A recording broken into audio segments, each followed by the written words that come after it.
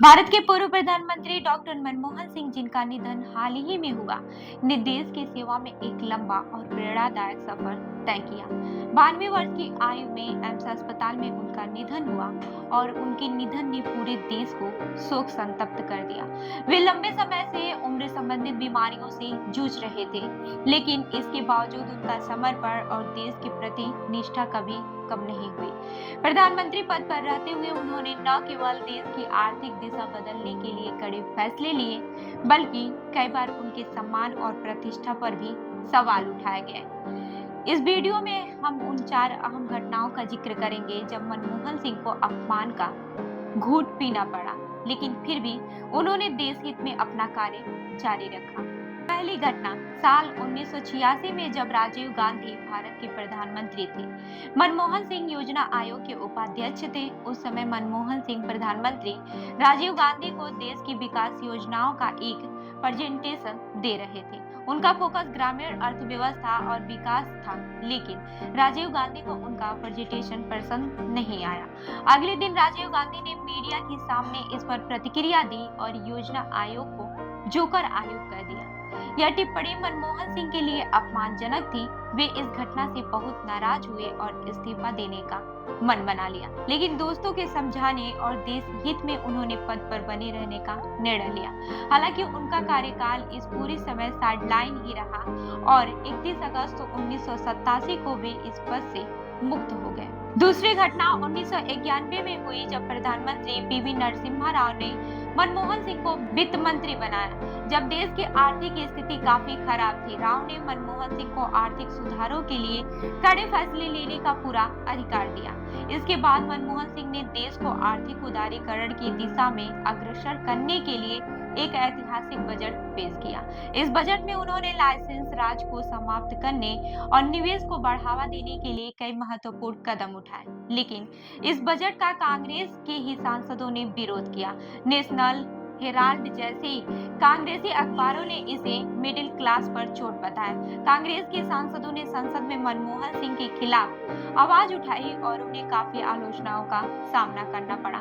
इसके बावजूद मनमोहन सिंह ने इस विरोध का शांतिपूर्वक तरीके से सामना किया और देश के लिए अपने निर्णय पर अडिग रहे। वहीं तीसरी घटना 2004 में हुई, जब सोनिया गांधी ने प्रधानमंत्री की कुर्सी के लिए मनमोहन सिंह का नाम प्रस्तावित किया, तो यह एक अजीब स्थिति बन गई। सोनिया गांधी ने प्रधानमंत्री पद पर अपनी जगह मनमोहन सिंह को बैठाया, जबकि उनके पास प्रधानमंत्री बनने की कोई राजनीतिक शक्ति नहीं थी। मनमोहन सिंह को यह पद सौंपते वक्त सोनिया गांधी खुद उनके साथ राष्ट्रपति के पास गईं और इसके बाद से मनमोहन ने मंत्रिमंडल का गठन किया।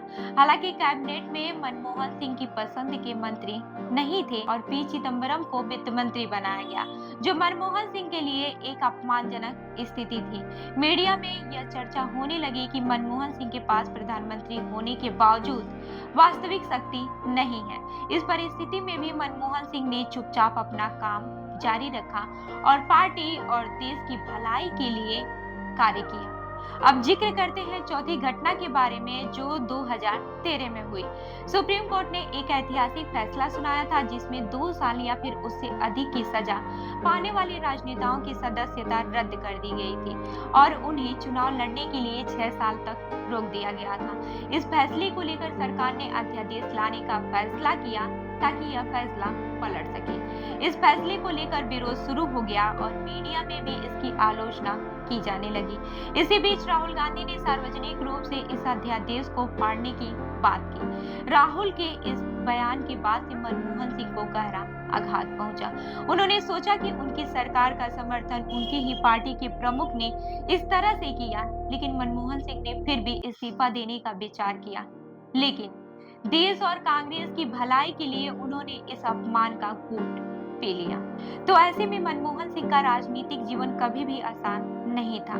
वे ऐसे समय में प्रधानमंत्री बने जब देश को आर्थिक संकटों का सामना करना पड़ा था और कई राजनीतिक चुनौतियां भी सामने थी, लेकिन उन्होंने हर कठिनाई का सामना किया और हमेशा देश हित में निर्णय लिया। उनका जीवन इस बात का प्रमाण है कि राजनीति में सत्ता की कोई स्थिति स्थिर नहीं होती है और सबसे महत्वपूर्ण बात यह है कि देश की सेवा में कोई भी कठिनाई या फिर अपमान मायने नहीं रखता है।